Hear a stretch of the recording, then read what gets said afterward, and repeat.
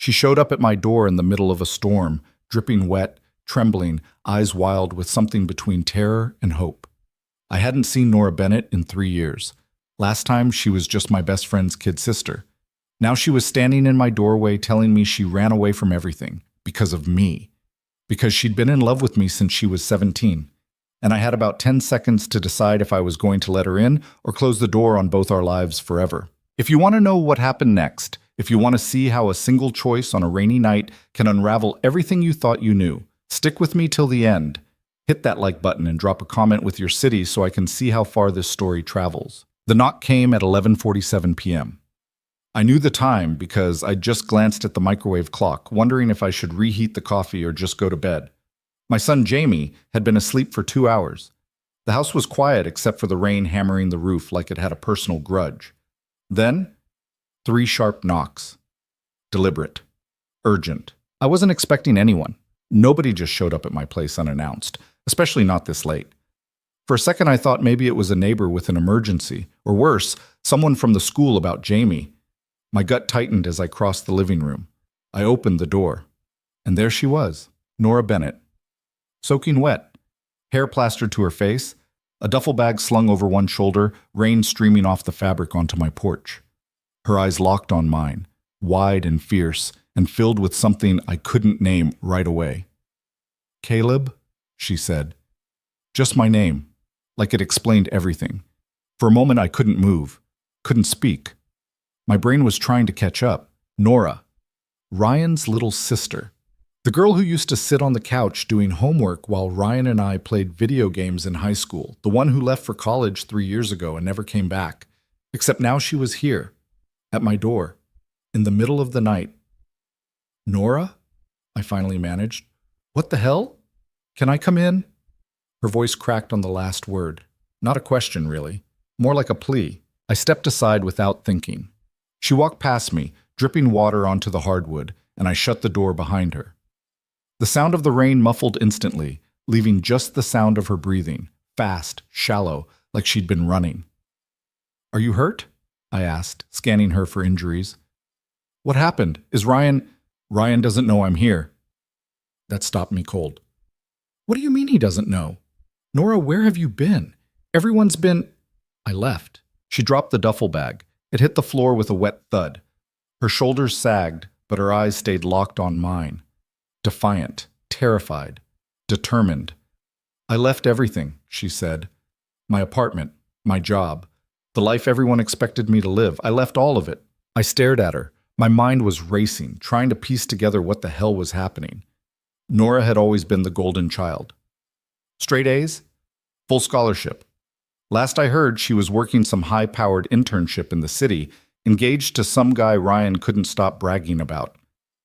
"Why?" I asked. She took a shaky breath. Her hands were trembling. "Because of you." The words hit me like a fist to the chest. "What?" "I'm in love with you, Caleb." Her voice was steady now, even though her hands weren't. "I have been for years, and I couldn't do it anymore. I couldn't keep pretending I was happy. I couldn't marry someone I don't love. So I left, and I came here." I felt the ground shift under my feet. "Nora, I know what you're going to say." She took a step closer. "I know you think this is crazy. I know you probably still see me as Ryan's little sister. But I'm not that girl anymore, Caleb. I haven't been for a long time. And I'm not asking you to feel the same way. I couldn't keep lying to myself. Not anymore." My mouth opened. Nothing came out. She was right. I did still see her as Ryan's little sister.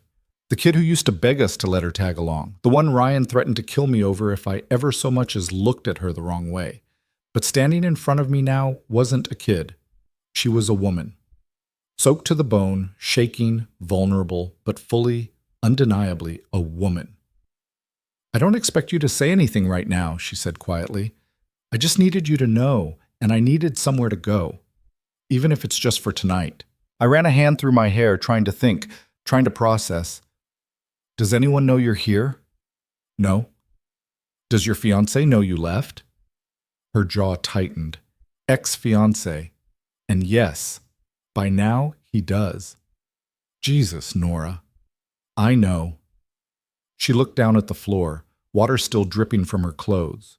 She looked exhausted, hollowed out, like she'd been holding herself together for so long and finally let go. I didn't know what to say, didn't know what to do, but I knew I couldn't send her back out into the rain. Okay, I said. You can stay, tonight.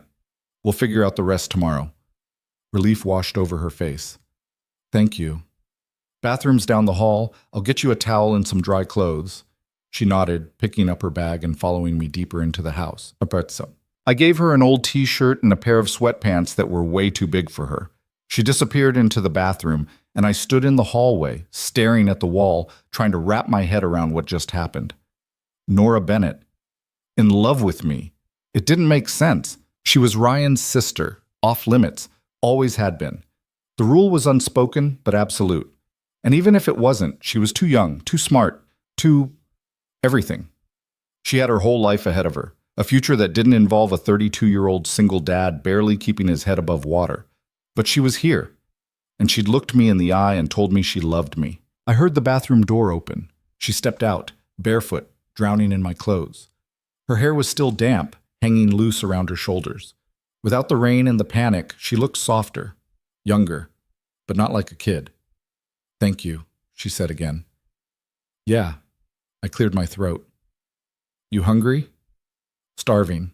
I led her to the kitchen and pulled out some leftover pasta from the fridge. She sat at the table, watching me as I reheated it in silence. The air between us felt heavy, loaded with things neither of us knew how to say. I set the plate in front of her. She ate like she hadn't had a meal in days. When's the last time you ate? I asked. Yesterday, maybe. I don't know. It's all kind of a blur. I sat down across from her. You want to tell me what happened? She set down her fork, staring at the food. I was supposed to get married next month. Yeah, Ryan mentioned it. Did he mention I didn't want to? I frowned. No? Of course he didn't. She laughed bitterly. Because I didn't tell him. I didn't tell anyone. I just went along with it. Because that's what I always do. I go along with what everyone expects. So what changed? She looked up at me. I realized I couldn't do it anymore. I couldn't stand at an altar and promise forever to someone I don't love. Not when I've been in love with someone else since I was 17. Her eyes didn't leave mine. I looked away first. Nora, don't tell me I don't know what I feel. Her voice was firm. I'm not a kid, Caleb. I know the difference between a crush and love. And I know you don't feel the same way. I'm not asking you to. But I had to tell you. I had to do something real for once in my life. I didn't know what to say to that, so I just nodded. We sat in silence for a while. She finished eating. I made her tea. It felt surreal, like I was watching it happen to someone else. Where were you planning to go? I asked eventually. If you didn't come here. I don't know. I didn't really have a plan. I just knew I had to leave. And you came here? Yeah. Why? She looked at me like the answer was obvious. Because you're the only person who's ever made me feel like I could be myself. That hit harder than I expected. I don't think Ryan's going to see it that way, I said quietly. I know. He's going to lose his mind when he finds out you're here. I know that too. And your ex, Cameron? She said the name like it tasted bad. He'll try to find me. He always does. What do you mean, he always does? She hesitated. He's controlling. He doesn't like it when things don't go his way. A cold knot formed in my stomach. Did he hurt you? Not physically, but he made me feel like I couldn't breathe, like I didn't exist outside of what he wanted me to be. I clenched my jaw. You should have left him a long time ago. I know, but I didn't know how. I didn't know where to go. She paused. Until I did. I looked at her, really looked at her. And for the first time, I saw past the girl I used to know. I saw someone who was scared and brave and desperate for something real. And I had no idea what to do with that. What? I set her up in the guest room. It was small, barely more than a closet with a bed, but it was clean. She didn't complain. Get some sleep, I said from the doorway. We'll figure out what to do in the morning. Caleb? I stopped. Thank you for not turning me away. I nodded. Good night, Nora. I closed the door and stood in the hallway, staring at nothing. My phone buzzed in my pocket. I pulled it out, a text from Ryan. Have you heard from Nora? My stomach dropped. I stared at the message, thought about lying, thought about telling the truth. In the end, I just put the phone back in my pocket and walked away. I didn't sleep. I spent the night on the couch, staring at the ceiling, replaying every word Nora had said, trying to make sense of it, trying to figure out what the hell I was supposed to do. By the time the sun came up, I still didn't have an answer. I heard movement in the guest room. A minute later, Nora appeared in the kitchen doorway, still wearing my clothes, hair tied back in a messy bun. Morning, she said. Morning. Did you sleep? Not really. She nodded, like she had expected that. Me neither. I made coffee. We sat at the table in silence, both of us too tired to pretend this wasn't as complicated as it was. Ryan texted me last night, I said eventually, asking if I'd heard from you. Her face went pale. What did you say? Nothing, yet. You have to tell him. I know. But not yet. She looked at me, eyes pleading. Please, just give me a day. I need time to figure out what I'm going to say. I wanted to argue.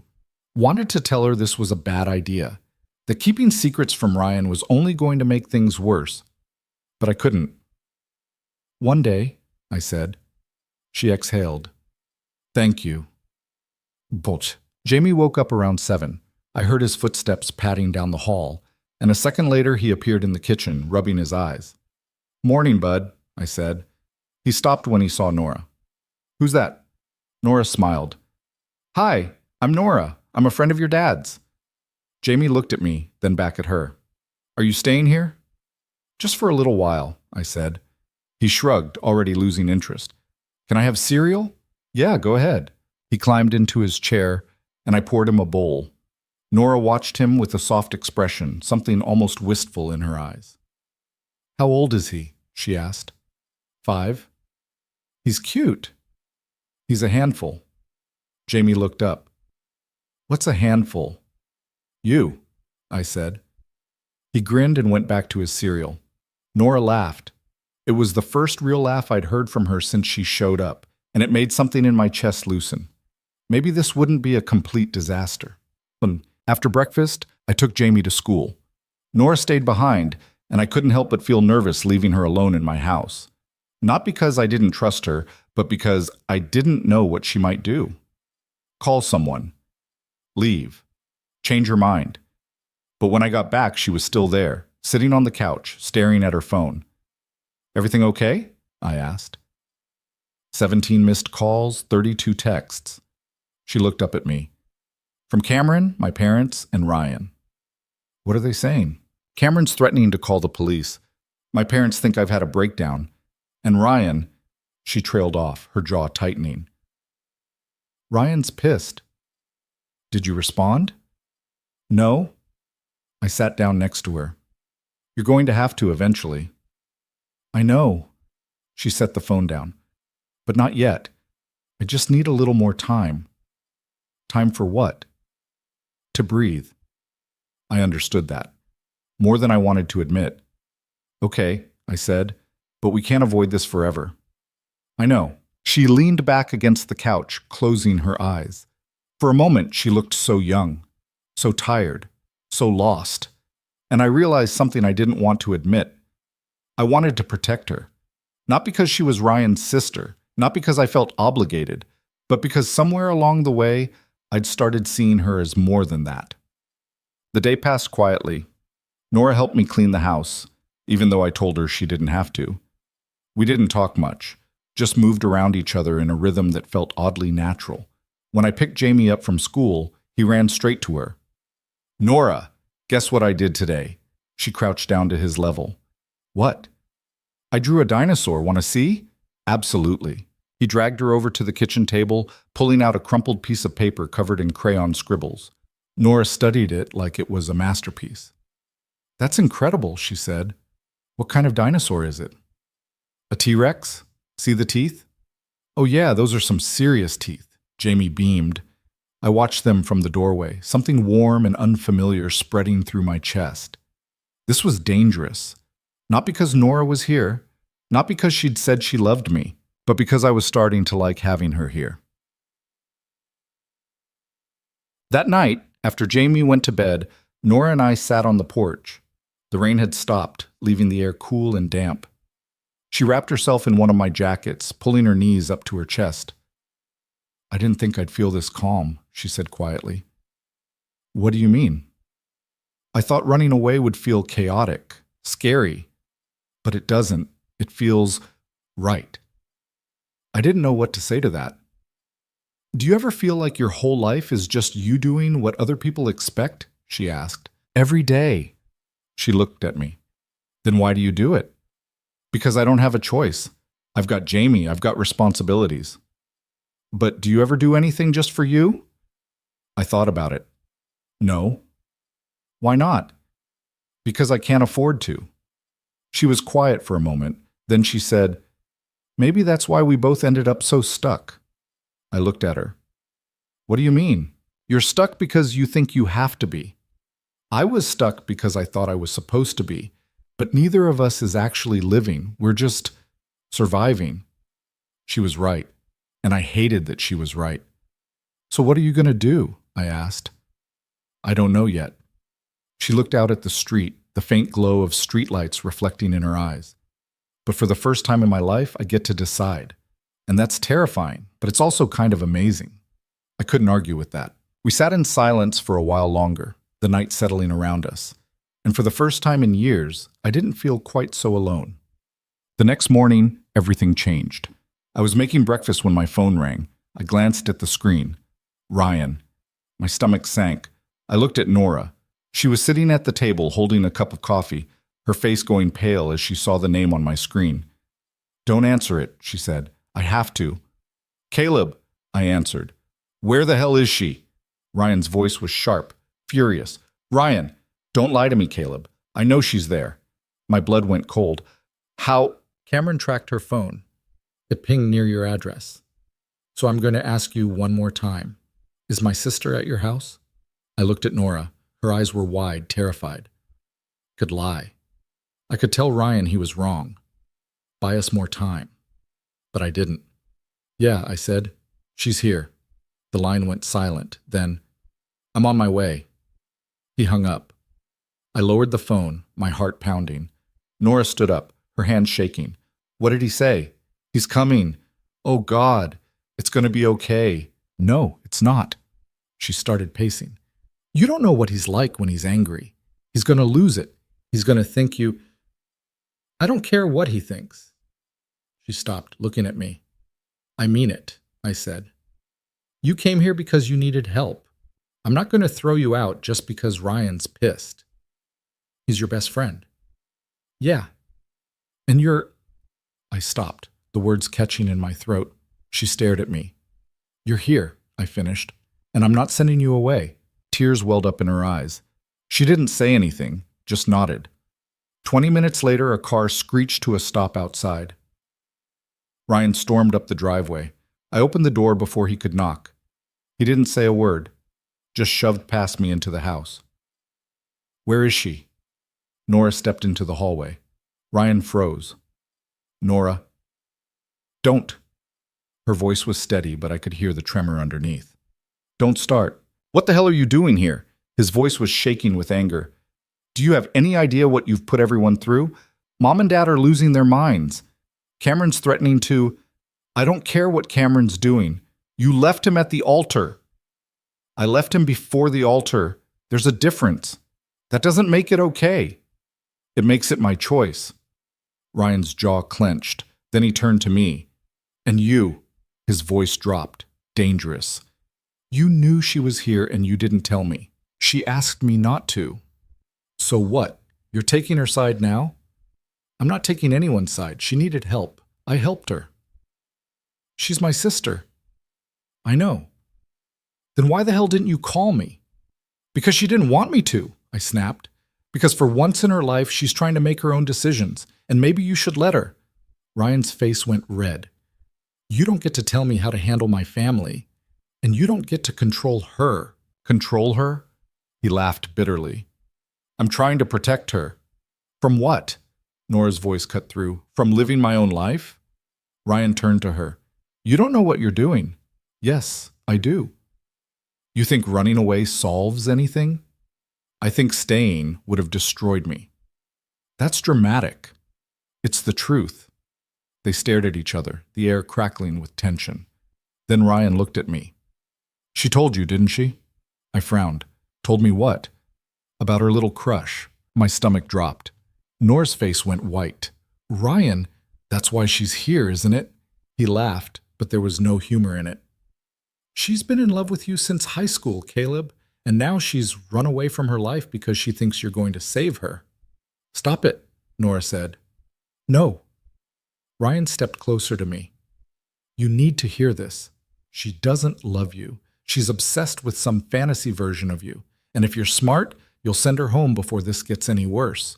Ryan, shut up. Nora's voice was shaking now. I'm serious, Caleb. Don't do this. Don't let her ruin her life over some stupid... It's not stupid. The words came out before I could stop them. Ryan stared at me. What? I looked at Nora. Her eyes were wide, hopeful, terrified. It's not stupid, I said again. And I'm not sending her away. Ryan's expression darkened. You've got to be kidding me. I'm not. She's 24 years old, Caleb. She doesn't know what she wants. She knows more than you think. And what, you're just going to let her throw her life away? I'm going to let her make her own choices. Ryan took a step back, shaking his head. I can't believe this. Ryan? No. He held up a hand. You know what? Fine. Do whatever you want, but when this blows up in your face, don't come crying to me. He turned and walked toward the door. Ryan, wait. Nora started after him. He stopped, looking back at her. You want to stay here? Fine, but don't expect me to be okay with it. Then he left. The door slammed shut behind him. Nora stood frozen in the middle of the hallway, tears streaming down her face. I walked over to her. I'm sorry, she whispered. Don't be. I just ruined your friendship. No, you didn't. She looked up at me, her eyes red. Then what did I do? I didn't have an answer, so I just pulled her into a hug. She collapsed against me, sobbing into my chest, and I held her. Because I didn't know what else to do, Sam. Ryan didn't call, didn't text. Nothing. Nora spent the rest of the day in her room. I didn't push, just let her be. By the time Jamie got home from school, the house felt heavy, like the walls were pressing in. Where's Nora? Jamie asked. She's resting. Is she sad? Yeah, bud, she's sad. Why? Because sometimes grown-ups have fights, and it makes people sad. He thought about that. Did you fight? Not me. Her brother. Oh. He paused. Can I give her my dinosaur to make her feel better? Something in my chest cracked. Yeah, I said. I think she'd like that. Jamie ran to his room and came back with the crumpled drawing. I knocked on Nora's door. Come in, she said quietly. I opened the door. She was sitting on the bed, knees pulled to her chest. Jamie wants to give you something, I said. Jamie walked in, holding out the drawing. I made this for you, so you won't be sad. Nora's eyes filled with tears. She took the drawing, looking at it like it was the most precious thing in the world. Thank you, Jamie, she whispered. This is perfect. He smiled. You're welcome. Then he ran off. Nora looked up at me, tears streaming down her face. I don't deserve this, she said. Yeah, I said, you do. And for the first time since she'd shown up at my door, I meant it. That night, after Jamie fell asleep, I found Nora sitting on the porch again. She had his dinosaur drawing pressed against her chest like a shield. You okay? I asked, stepping outside. She didn't look at me. I keep thinking about what Ryan said. Which part? All of it. She exhaled slowly. He's not wrong, you know. I did ruin everything. My engagement, my relationship with my family, your friendship with him. You didn't ruin anything, I said, sitting down next to her. You made a choice. There's a difference. Is there? She finally looked at me, her eyes red-rimmed. Because from where I'm sitting, it looks like I just blew up my entire life and dragged you down with me. Nobody dragged me anywhere. I let you in. That was my choice. Why? The question hung in the air between us. I could have given her an easy answer, could have said it was because she needed help, or because I couldn't turn away someone in trouble. But sitting there in the dark, with her looking at me like I was the only solid thing left in her world, I couldn't lie. I don't know, I said honestly, but I don't regret it. She studied my face for a long moment. You should. This is only going to get messier. Probably. Cameron's not going to let this go, and Ryan, her voice cracked. I've never seen him that angry. He'll come around. You don't know that. No, I admitted. But I know Ryan, and I know he loves you. He's just scared. Of what? Of losing you. Of you getting hurt. Of things changing. I paused. Same things we're all scared of. She was quiet for a moment. Then she said, What are you scared of, Caleb? The question caught me off guard. I thought about it. Really thought about it. Failing Jamie, I said finally. Failing at the one thing that actually matters. You're not failing him. He's happy. He's loved. That's all that matters. Is it? I looked at her. Because most days I feel like I'm barely holding it together, like one wrong move and everything falls apart. That's just life, she said softly. Nobody's holding it together. We're all just pretending. You weren't pretending when you showed up here. No, she agreed. I wasn't, and it was terrifying, but it was also the first honest thing I'd done in years. I didn't know what to say to that. We sat in silence, the night air cool against our skin. Somewhere down the street, a dog barked, a car passed, headlights sweeping across the lawn. Can I ask you something? Nora said. Yeah. When Ryan said I've been in love with you since high school, she hesitated. Did you know? I shook my head. No, I had no idea. Really? Really? I just thought you were Ryan's kid sister. I never looked at you any other way. And now? The question was barely a whisper. I looked at her, at the way the porch light caught in her hair, the way she was holding herself together with visible effort, the way she was trying so hard to be brave. Now I don't know what I think, I said honestly. It wasn't the answer she wanted. I could see it in her face, but it was the truth. Okay, she said quietly. I'm sorry. Don't. She held up a hand. Don't apologize. I didn't come here expecting you to fall in love with me. I came here because I couldn't breathe anymore, and you were the only person who ever made me feel like I could. Nora, I mean it. You don't owe me anything, Caleb. You've already done more than I had any right to ask. She stood up, Jamie's drawing still clutched in her hand. Good night, she said. Then she went inside, leaving me alone on the porch, with too many thoughts and not enough answers. The next few days fell into an uneasy rhythm. Nora stayed. I didn't ask her to leave. We didn't talk about what happened with Ryan. Didn't talk about what she'd said on the porch. Just existed in the same space, careful not to push too hard on anything that might break. She started helping out more around the house, cooking dinner, folding laundry, playing with Jamie after school. I told her she didn't have to, but she insisted. I need to do something, she said. I can't just sit around, so I let her. And slowly, the house started to feel different, less empty, less like I was barely surviving and more like we were actually living. Jamie loved having her there. He'd come home from school and immediately look for her, dragging her into whatever game or project he'd thought up that day. She never said no, never acted like it was a burden, just dropped whatever she was doing and gave him her full attention. Watching them together did something to me, something I didn't want to examine too closely. But I couldn't help it, because Nora wasn't just good with Jamie. She was natural, like she'd been doing this her whole life. And Jamie responded to her in a way he didn't with most people. He was more open, more himself. Why doesn't Nora have kids? He asked me one night at bedtime. I don't know, bud. She's still young. But she'd be a good mom. Yeah, I said. She would. He rolled over, already half asleep. I like her. Me too, I said quietly. And that was the problem. Because I did like her. More than I should. More than I'd planned.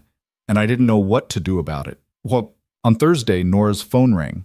She looked at the screen and her face went pale. "It's Cameron," she said. I was in the kitchen making coffee. "You going to answer?" "I don't know." The phone kept ringing. "If you don't, he's just going to keep calling," I said. She took a shaky breath and answered. "What do you want?" I could hear Cameron's voice on the other end, loud and sharp.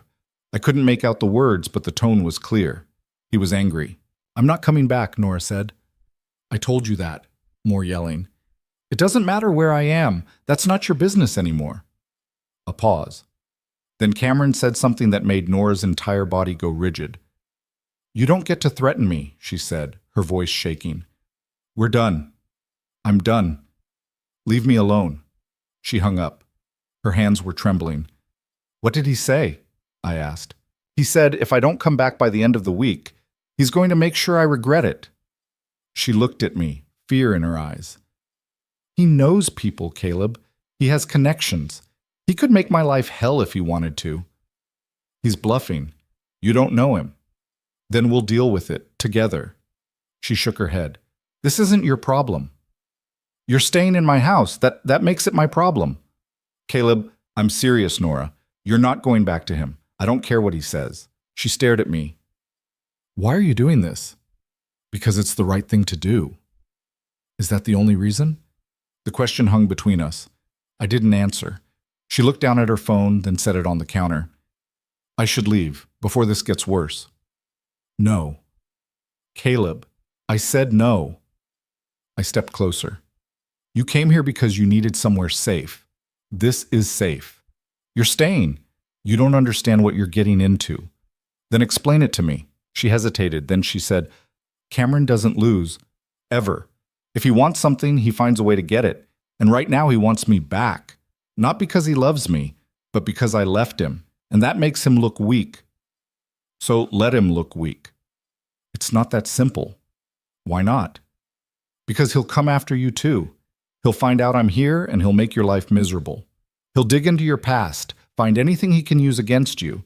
He'll try to take Jamie. He can't take Jamie. Jamie's my son. He'll try anyway. He has lawyers, Caleb, good ones, and he's vindictive enough to do it just to hurt me." I felt something cold settle in my chest. "Then we get a lawyer, too." "With what money?" She had a point. I was barely making ends meet as it was. A legal battle with someone like Cameron would bury me, but I didn't care. "I'll figure it out," I said. "This is insane." "Probably. You barely know me." "I know enough." She looked at me like she was trying to solve a puzzle. "Why do you care so much?" "Because someone should." Her eyes filled with tears. She looked away, blinking rapidly. "Thank you," she whispered. "Don't thank me yet. We still have to get through this." She nodded, but I could see the doubt in her face, the fear that this was all going to fall apart. And honestly, I wasn't sure she was wrong. That weekend, everything shifted. Jamie had a soccer game on Saturday morning. I almost told Nora she didn't have to come, but she insisted. "I want to," she said. "Besides, I've never seen him play." So we went. The field was packed with parents and kids, the air filled with shouting and the smell of cut grass. Jamie's team was terrible. They spent most of the game chasing the ball in a chaotic swarm, nobody really knowing what they were doing. But Jamie loved it, and Nora cheered louder than anyone.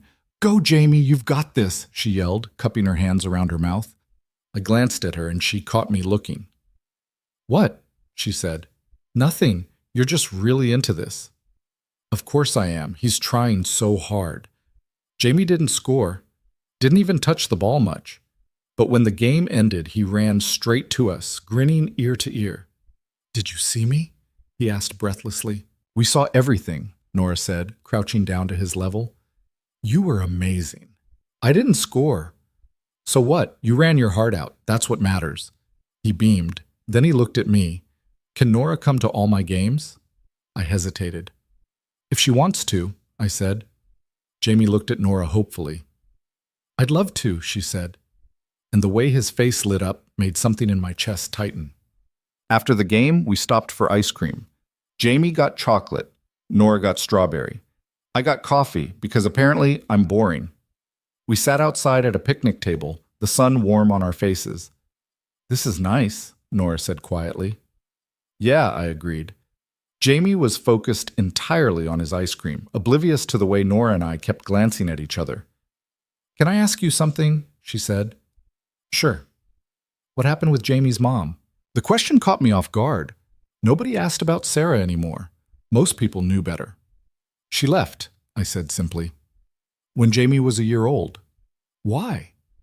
"Because she didn't want to be a mom, said she wasn't ready, wasn't cut out for it." "That's awful." "It is what it is." "Do you ever hear from her?" "No, she signed away her rights, made it clear she didn't want anything to do with us." Nora looked at Jamie, who was now trying to lick ice cream off his nose. "Her loss." "Yeah," I said. "It is." We sat in silence for a moment. Then Nora said, "You're a good dad, Caleb." "I'm trying." "You're more than trying. Jamie's lucky to have you." "I'm lucky to have him." She smiled. "You really mean that, don't you?" "Every word." She looked at me for a long moment, something soft in her eyes. "You're not what I expected." "What did you expect?" "I don't know. Someone more broken, I guess. After everything you've been through." "Who says I'm not broken?" "You're still standing. That counts for something." I didn't know what to say to that, so I just finished my ice cream. Tea. That night, after Jamie went to bed, Nora and I ended up on the couch. Not intentionally. It just happened. She was reading a book. I was half watching some forgettable show on TV, and then she laughed. It was quiet, almost to herself, but it made me look over. "What's funny?" I asked. She held up the book. "This character just did something incredibly stupid and is about to pay for it." "Sounds familiar." She raised an eyebrow. "You comparing me to a fictional character? If the shoe fits." She threw a pillow at me. I caught it, grinning. "I'm serious, though," she said. "I've done some incredibly stupid things lately." "Like what?" "Like running away, like showing up at your door, like staying when I should have left." "You think staying is stupid?" She hesitated. "I think it's complicated." "Everything's complicated." "Not for you. You've got your life figured out." I laughed. "Are you kidding?" "I'm making it up as I go. Every single day." "Really?" "Really. Half the time I have no idea what I'm doing. I just do the next thing and hope it works out." She looked at me like she was seeing me for the first time. "You hide it well." "Years of practice." She smiled. Then she said, "Can I tell you something?" "Yeah." "I feel safer here than I've felt in years." The words hit me harder than they should have. "Good," I said quietly. "Even with everything falling apart, even with Cameron threatening me and Ryan not speaking to me, I feel like I can breathe here. You can." "I know." She looked down at her book. "That's what scares me." "Why?" "Because what happens when this ends? When I have to leave and go back to real life?" "Who says you have to leave?" She looked up sharply. "Caleb, I'm serious. You don't have to go anywhere. Not until you're ready." "You don't mean that." "Yes, I do." She stared at me, searching my face for something. I didn't know what. "Why?" she asked finally. "Because you're good for Jamie, and because—" I stopped. "Because what?" I almost said it, almost told her the truth, that she was good for me too, that I was starting to look forward to seeing her in the morning, that the house felt wrong when she wasn't in it.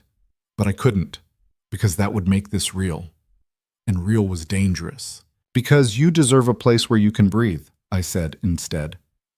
It wasn't a lie, but it wasn't the whole truth either. She nodded slowly. "Thank you." "Stop thanking me." "I can't help it." We sat there in comfortable silence, the TV playing quietly in the background. And for the first time in a long time, I didn't feel like I was just surviving. I felt like I was living. But he's sick. Monday morning, everything went to hell. I was dropping Jamie off at school when I saw him. Cameron, leaning against a black BMW in the parking lot, arms crossed, watching me. My blood went cold. I got Jamie out of the car, my hand on his shoulder. "Go ahead, bud," I said, keeping my voice calm. "I'll be right here." Jamie ran toward the building. I waited until he was inside, then I turned to face Cameron. He was exactly what I expected. Tall, polished, expensive suit. The kind of guy who looked like he'd never had a hard day in his life. "Caleb Hayes," he said, pushing off the car. "That's me." He walked closer. "I'm Cameron Price. I think you know who I am." "I do." "Good. Then this should be easy." He stopped a few feet away. "Where's Nora?" "Not your business." "Actually, it is. She's my fiancée." "Ex-fiancé." His jaw tightened. "Semantics." "Not really." He studied me for a moment. "You know, I looked into you. Single dad. Working 2 jobs. Barely keeping your head above water. Not exactly the kind of guy who should be getting involved in other people's lives." "I'm not involved in anything. Nora came to me. I helped her. End of story." "Is it?" He smiled, but there was no warmth in it. "Because from where I'm standing, it looks like you're trying to play hero, and that's going to end badly for you." "Is that a threat?" "It's a fact." He stepped closer. "Nora's confused right now. She's having a breakdown. But she'll come back. She always does. And when she does, I'm going to make sure she remembers exactly who took advantage of her when she was vulnerable." My hands clenched into fists. "I didn't take advantage of anyone. That's not what it's going to look like. Not when my lawyers are done." "You don't scare me." "I should." He tilted his head. "How much do you think a custody battle costs, Caleb? Because I can afford the best lawyers in the state. Can you?" My heart stopped. "That's what I thought," he said, reading my face. "So here's what's going to happen. You're going to tell Nora to come home. You're going to stay out of this. And if you do, I'll forget you exist. But if you don't," he leaned in, "I'll bury you." I wanted to hit him, wanted to wipe that smug look off his face. But I didn't, because he was right. He could destroy me, and he knew it. "Stay away from my son," I said quietly. "Then stay away from my fiancée." He turned and walked back to his car. A moment later, he was gone. I stood there, shaking with anger and fear, because I knew he meant every word. When I got home, Nora was in the kitchen. She took one look at my face and froze. "What happened?" "Cameron found me." All the color drained from her face. "What?" "He was waiting at Jamie's school. He knows where I live, Nora. He knows everything." "Oh, God." She pressed her hands to her face. "I should have known. I should have—" "He threatened to take Jamie." She looked up sharply. "What?" "He said if I don't stay out of this, he'll go after custody, that he'll bury me in legal fees." "He can't do that. Jamie's your son." "He can try. And he's got the money to make it hell." Nora started pacing. "This is my fault. I never should have come here. I never should have dragged you into this." "Stop."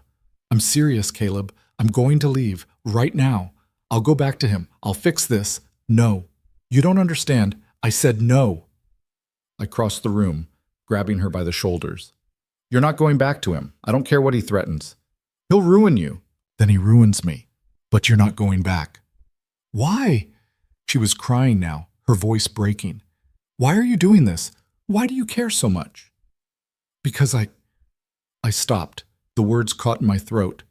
She looked at me, waiting, and I realized I couldn't keep lying. Not to her. Not to myself. "Because I love you," I said. The words came out rough, unpolished, but they were true. Nora went completely still. "What?" "I love you," I said again.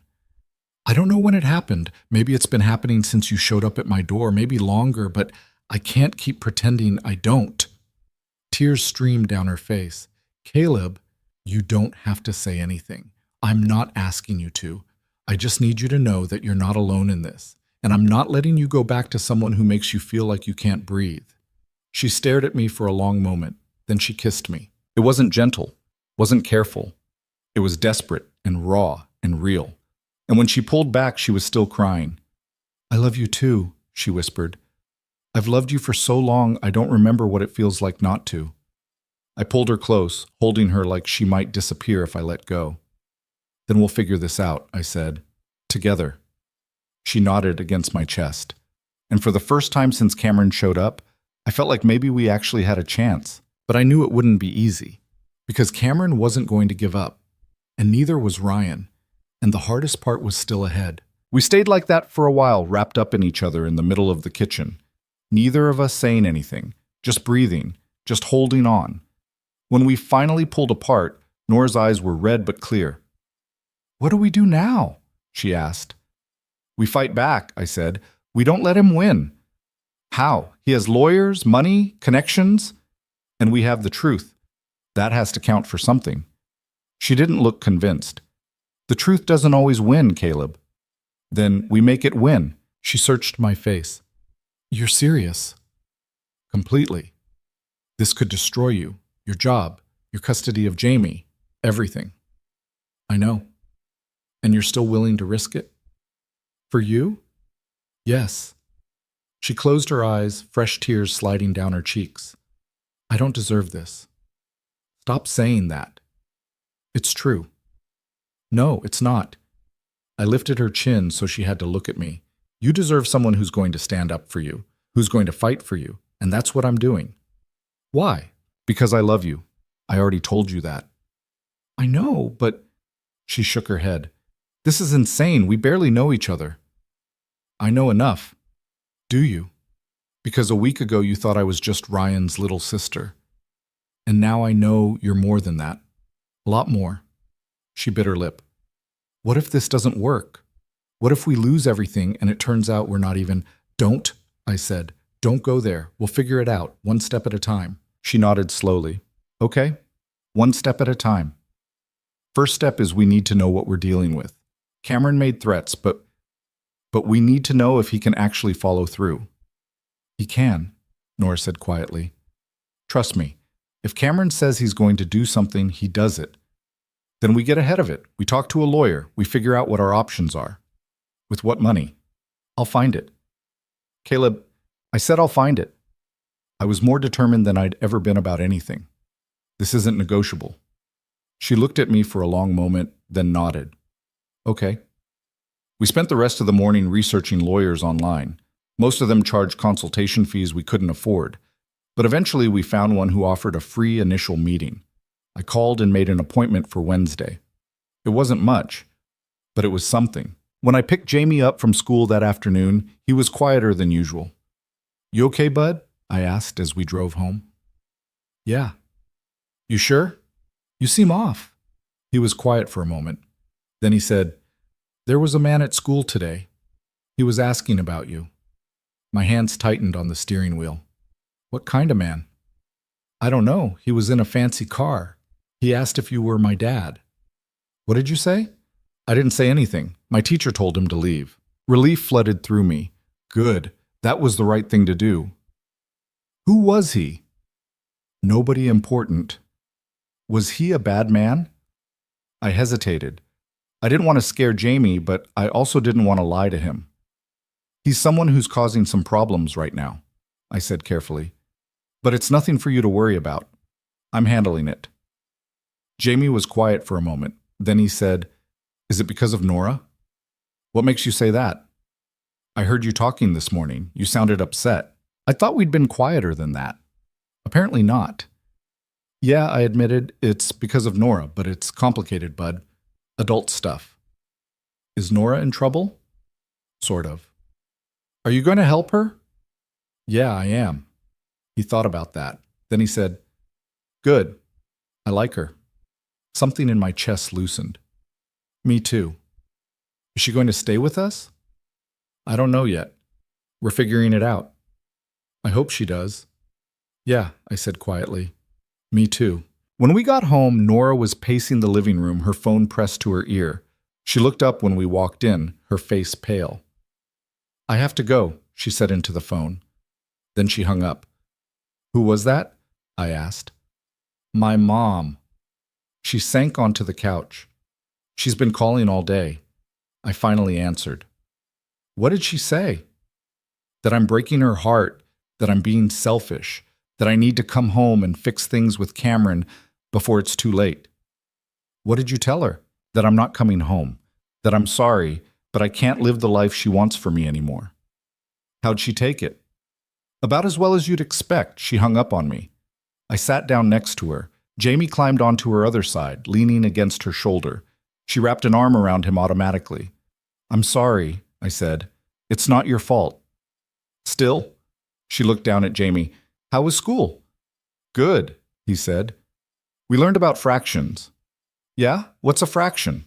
"It's like when you cut a pizza into pieces." That's exactly right. They started talking about pizza and fractions, and I watched them together, my son curled up against this woman who'd walked into our lives barely a week ago.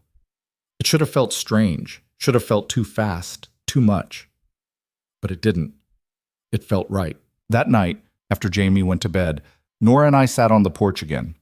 It was becoming our spot, the place where we could talk without worrying about little ears overhearing. "Cameron called me today too," she said. I looked at her sharply. "When?" "This afternoon, while you were picking up Jamie." "What did he say?" "That he's giving me one more chance to come back. That if I don't, he's going to make sure I regret it." "Did he say how?" "He didn't have to. I know how his mind works. He'll go after you. He'll try to prove you're an unfit parent. He'll dig up every mistake you've ever made and use it against you. Let him try. You don't understand how ruthless he is, Caleb. He doesn't care who he hurts as long as he gets what he wants." "And what does he want? You?" "No," she said quietly. "He wants to win. That's all he's ever cared about, winning. Then we make sure he loses."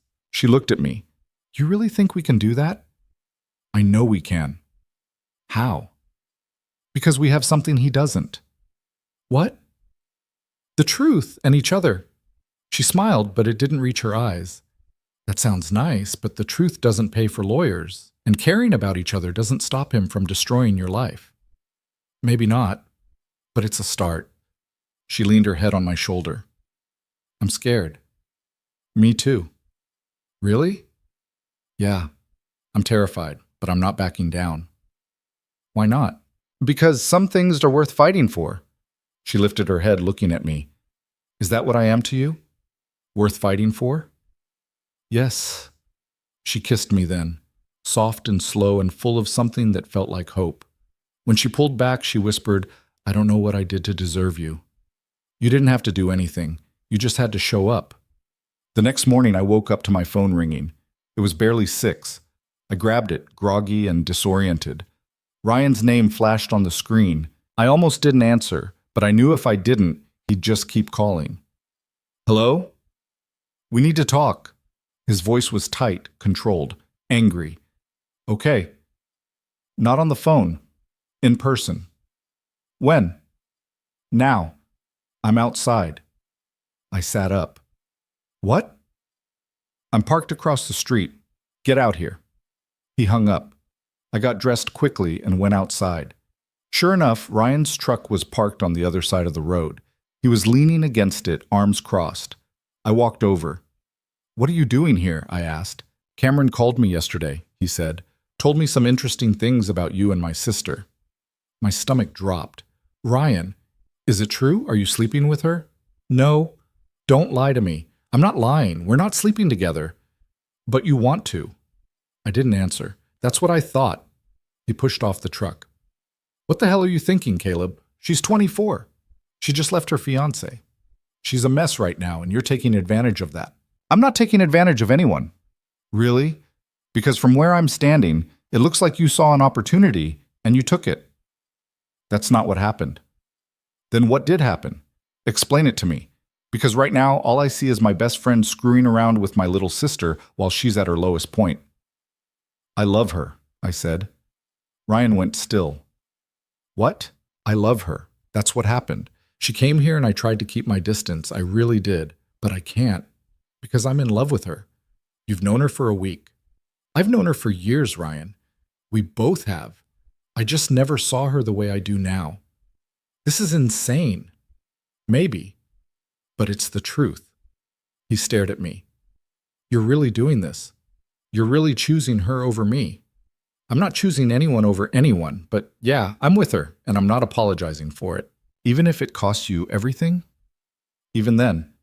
Ryan shook his head. "Cameron's going to destroy you. You know that, right? He can try. He will. And when he does, don't come crying to me." "I won't." He looked at me for a long moment, then he got in his truck and drove away. I stood there in the street, watching him go, feeling like I'd just lost something I could never get back. When I went back inside, Nora was standing in the hallway. She'd heard everything. "I'm sorry," she said. "Don't be. He's your best friend, Caleb, and now he hates you because of me." "He doesn't hate me. He's just angry. He'll come around." "What if he doesn't?" "Then he doesn't. But I'm not going to regret this. Any of it." She looked like she wanted to argue, but she didn't, just wrapped her arms around me and held on tight. That afternoon, I got a call from my boss. "Caleb, we need to talk," he said. "About what?" "Just come to my office. Now." I felt a knot form in my stomach. "I'm on my way." When I got there, my boss was sitting behind his desk, looking uncomfortable. "Have a seat," he said. I sat. "I got a call this morning," he said, "from a lawyer representing Cameron Price." My blood went cold. "What did they want?" "They're making some accusations. About you. About your conduct." "What kind of accusations?" "They're saying you're involved in a relationship with a woman who's vulnerable and unstable. They're saying it raises questions about your judgment." "That's not true." "Is the woman staying at your house?" I hesitated. "Yes." "And are you involved with her?" "Yes." "But it's not what they're making it sound like." My boss sighed. "Caleb, I don't care about your personal life, but I do care when it starts affecting your work. And right now, this is a distraction we can't afford."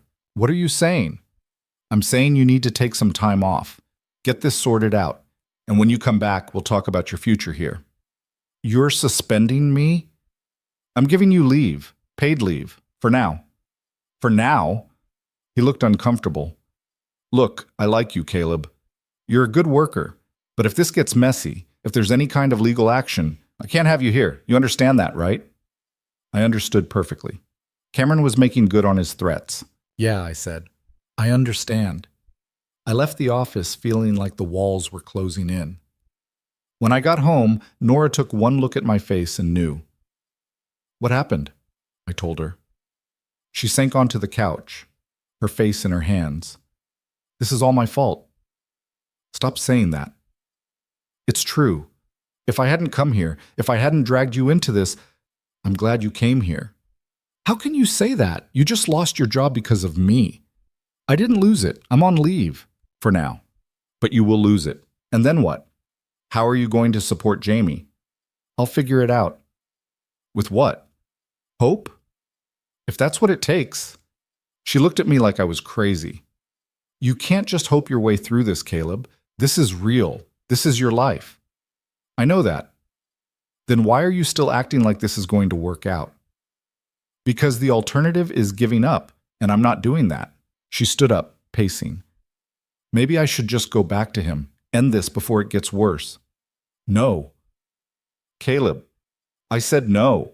You're not going back to him. We're going to fight this." "How? We can't afford a lawyer. You don't have a job. Cameron has all the power and we have nothing. We have each other. That's not enough." Her voice cracked on the last word. She was crying now, really crying, and I could see the fear in her eyes, the doubt, the belief that this was all falling apart, and there was nothing we could do to stop it. I crossed the room and took her by the shoulders. "Listen to me," I said. "I know this is scary. I know it feels like we're drowning, but we're not done yet. We're going to see that lawyer tomorrow. We're going to figure out our options, and we're going to find a way through this, together." "You don't know that." "No, I don't. But I believe it. And I need you to believe it too." She looked at me, tears streaming down her face. "What if we lose?" "Then we lose. But at least we'll lose fighting for something real." She collapsed against me, sobbing into my chest, and I held her, promising myself that I wasn't going to let Cameron win, no matter what it cost. The lawyer's office was in a strip mall between a dry cleaner and a nail salon. Not exactly inspiring confidence, but when we walked in, the woman behind the desk greeted us warmly. "You must be Caleb and Nora," she said. "I'm Linda Chen. Come on back." We followed her into a small office. She gestured for us to sit. "So," she said, pulling out a legal pad, "tell me what's going on." I told her everything. About Nora leaving Cameron, about her staying with me, about Cameron's threats. Linda listened without interrupting, taking notes. When I finished, she set down her pen. Okay, she said. Here's the situation. Cameron can threaten all he wants, but actually taking Jamie from you is a lot harder than he's making it sound. You're the biological father. You have full custody. There's no history of abuse or neglect. A judge isn't going to take your son away just because Cameron Price wants them to. Relief flooded through me. So he's bluffing. Partially, but he can still make your life difficult. He can file frivolous lawsuits. He can drag you through court. He can cost you time and money you don't have. That's what he's counting on, that you'll give up before it gets to trial. I'm not giving up. Good. But you need to be prepared. This could get expensive and messy. How expensive? She named a figure that made my stomach drop. I don't have that kind of money, I said. I know. That's the problem. Cameron does. He can afford to drag this out as long as he wants. You can't. So what do we do? Linda leaned back in her chair. We play smart. We don't engage unless we have to. We document everything. We build a case showing that you're a stable, loving parent and that Nora is here by choice, not coercion. And we hope Cameron gets bored and moves on. You think he will? Men like Cameron usually do. They're bullies. And bullies lose interest when their targets don't react. And if he doesn't, then we fight, and we make it as expensive and embarrassing for him as possible. Nora spoke for the first time. What about me? Can he force me to go back? No, Linda said firmly. You're an adult. You can live wherever you want. He has no legal claim on you. He said he'd ruin me if I didn't come back. Let him try. The worst he can do is make things uncomfortable, but he can't actually force you to do anything. Some of the tension left Nora's shoulders. What do we do now? I asked. Now you go home. You live your lives. You don't engage with Cameron unless you absolutely have to. And you call me if anything changes. We thanked her and left. In the car, Nora was quiet. You okay? I asked. I don't know. Part of me feels better, but part of me is still terrified. That's normal. Is it? Yeah, this is scary, but at least now we know what we're dealing with. She nodded. I just wish it didn't have to be like this. Me too. That night, Jamie asked if he could sleep in my room. He did that sometimes when he was anxious. Sure, bud, I said. Bad dreams? No. I just want to be near you. He climbed into bed next to me, curling up against my side. Dad, he said after a while. Yeah? Is everything going to be okay? I wanted to say yes. Wanted to promise him that everything would work out. But I couldn't lie to him. I don't know, I said honestly, but I'm going to do everything I can to make sure it is. Okay? He fell asleep a few minutes later, his breathing slow and steady. I lay there in the dark, staring at the ceiling, wondering how the hell I was going to keep that promise. The next morning, everything exploded. I woke up to pounding on the door. Aggressive, insistent pounding. I stumbled out of bed, Jamie still asleep. It was barely 7. I opened the door. Cameron was standing there. And he wasn't alone. Behind him was a sheriff's deputy. Caleb Hayes, the deputy said. Yeah. I have a temporary restraining order here. You're required to stay at least 500 feet away from Cameron Price at all times. He handed me a piece of paper. I stared at it, not understanding. What? Why? He's filed a harassment complaint, the deputy said. Says you've been threatening him. That's not true. I've barely even spoken to him. Cameron smiled. You approached me at the school. You were aggressive. I felt threatened. That's a lie. It's in the report, the deputy said. Look, I'm just here to serve the order. If you have a problem with it, you can contest it in court. This is insane. Maybe. But for now, you need to stay away from him. Understood? I nodded, too stunned to argue. The deputy left. Cameron stayed. You should have listened when I gave you the chance, he said. Now it's too late. What do you want? I want Nora, and I want you out of the picture. She's not going back to you. We'll see about that. He turned and walked away. I stood there, the restraining order in my hand, feeling like I'd just been hit by a truck. Nora appeared in the hallway. What's going on? I showed her the paper. She read it, her face going pale. He's insane. He's smart. He's boxing us in. What do we do? We call Linda, right now. But before I could dial, my phone rang. It was Ryan. What now? I said, answering. I heard what Cameron did, Ryan said. His voice was different, less angry, more concerned. Is it true? Yeah. That's bullshit. I know. There was a pause. Then Ryan said, I'm sorry. I froze. What? I said I'm sorry. I've been acting like an ass. I was angry, and I took it out on you. But Cameron's going too far, and I can't just stand by and let him destroy you. Ryan, I'm not saying I'm okay with you and Nora. I'm not. But you're still my best friend. And if he's coming after you like this, then we need to figure this out, together. Something in my chest loosened. Okay, I said. Together. I'm coming over, he said. We need to talk, all three of us. He hung up. I looked at Nora. Ryan's coming. Her eyes went wide. Now? Yeah. Is he still angry? I don't think so. I think he wants to help. She looked uncertain. Are you sure? No, but it's Ryan. We have to give him a chance. 20 minutes later, Ryan was sitting at my kitchen table. Nora sat across from him, tense and quiet. I'm not here to yell, Ryan said. I'm here to listen, and to help if I can. Nora looked at him cautiously. Really? Really? I don't like this situation. I don't like that my sister is dating my best friend, but I like Cameron Price even less, and if he's threatening you two, then he's crossed a line. He filed a restraining order against Caleb, Nora said. I heard. That's garbage, and everyone knows it. So what do we do? I asked. Ryan leaned forward. We expose him. We show everyone what kind of person he really is. We make it so embarrassing for him to keep this up that he has no choice but to back off. How do we do that? We start by gathering evidence. Everything he's ever done to you, Nora. Every controlling thing. Every threat. We document it all. And then we make it public. Nora looked uncertain. That could backfire. He has lawyers. And we have the truth, Ryan said. Look, I know a few reporters. People who'd be interested in a story about a rich guy abusing his power to harass his ex-fiancée. We leak it to them. Let the court of public opinion do the rest. That's risky, I said. Everything's risky right now, but doing nothing is riskier. I looked at Nora. What do you think? She was quiet for a long moment. Then she said, Let's do it. Ryan pulled out his phone and started typing. I'm texting Marcus. He's an investigative journalist I know from college. If anyone can run with this story, it's him. Nora wrapped her arms around herself. What if this makes Cameron angrier? What if he comes after Caleb harder? He's already coming after Caleb as hard as he can, Ryan said, not looking up from his phone. A restraining order based on lies?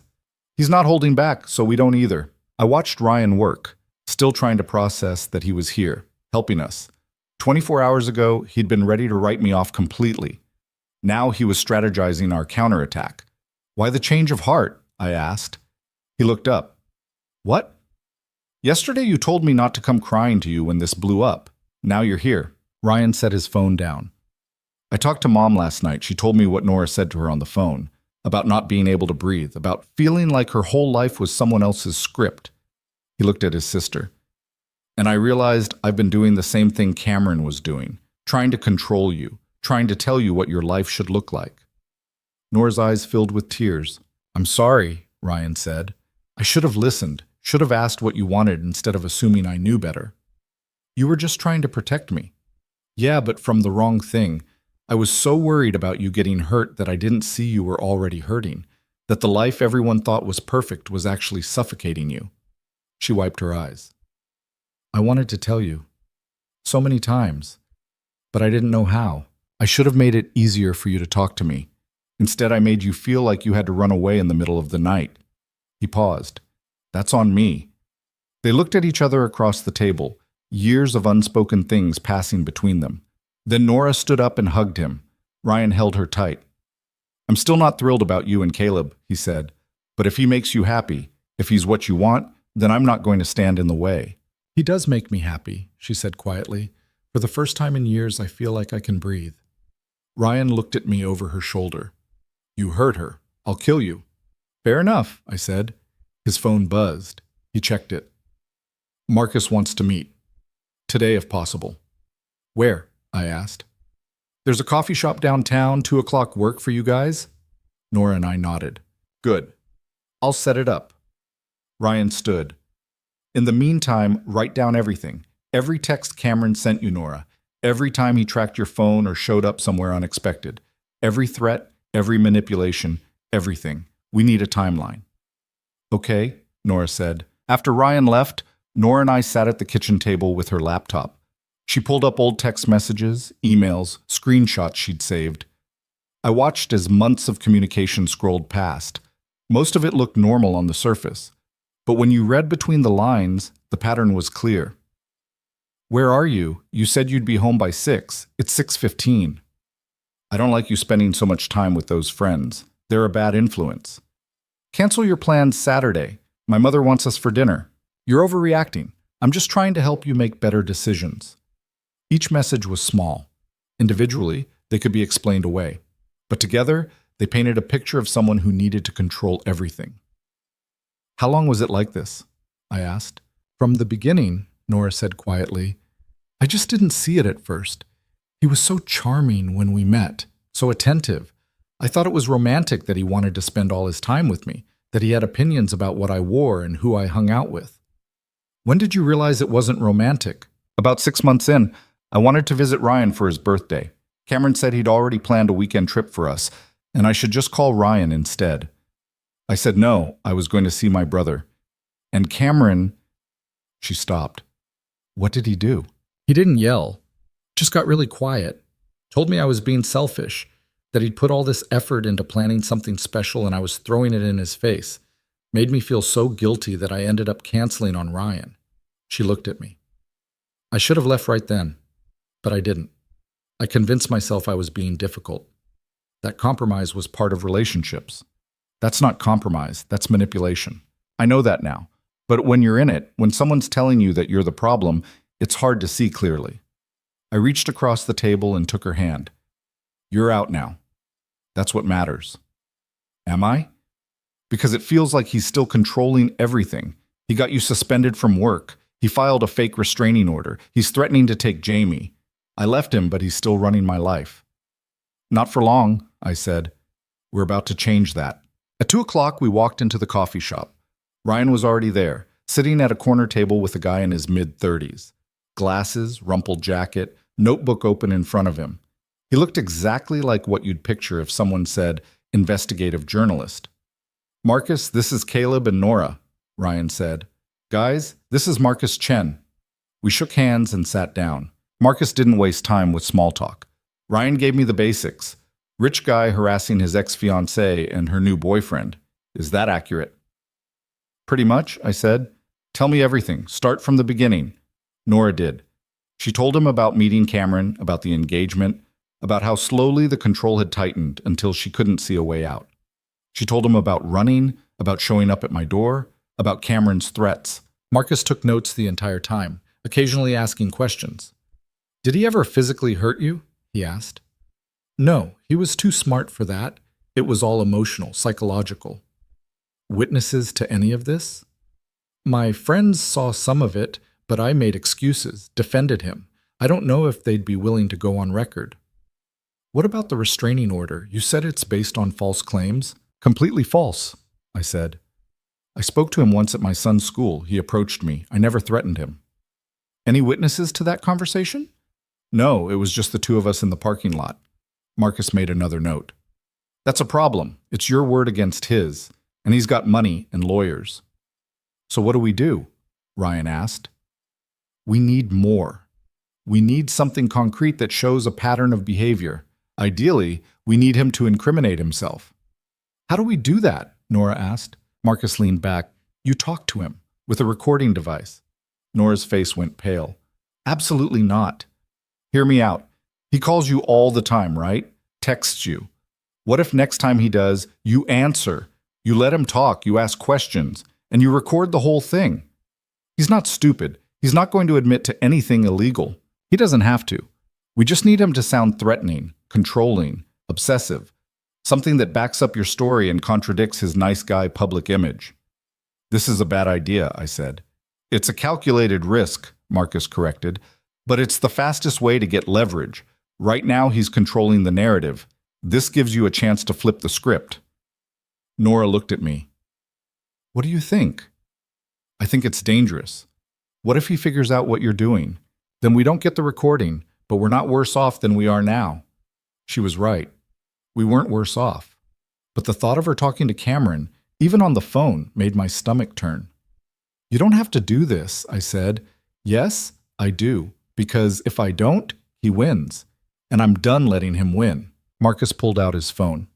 California is a two-party consent state for recordings, which means technically both parties need to agree to being recorded.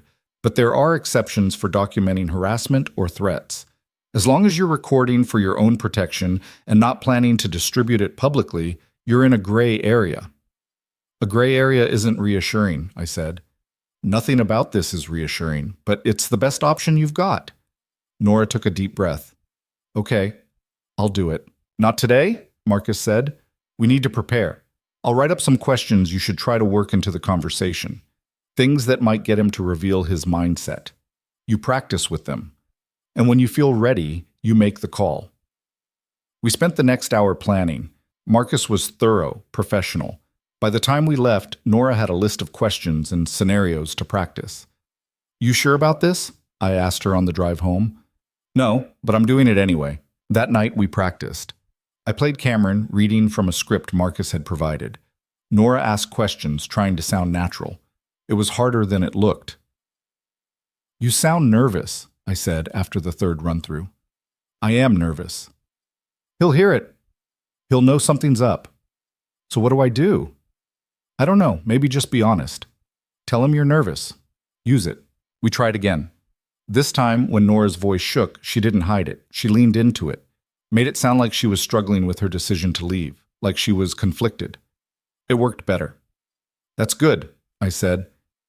He'll think he's winning, that you're about to come back. What if he actually convinces me? She said quietly. What? What if I hear his voice and I remember all the reasons I stayed? What if I'm not as strong as I think I am? I pulled her close. You are. I've seen it. You left him, Nora. You walked away from everything familiar because you knew it was wrong. That takes more strength than most people ever find. I'm scared.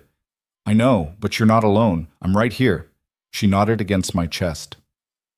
The next morning, Cameron called. Nora stared at her phone, frozen. You don't have to answer, I said. Yes, I do. She hit record on the app Marcus had recommended, then answered.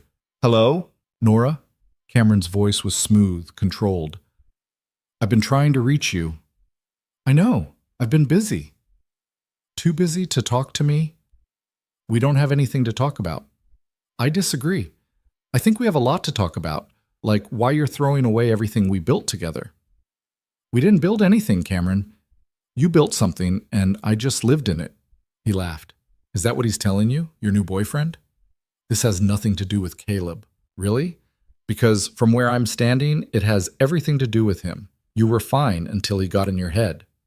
I wasn't fine. I was miserable. I just didn't know how to leave. Because there was nothing to leave. You were happy, Nora. We were good together. No, we weren't.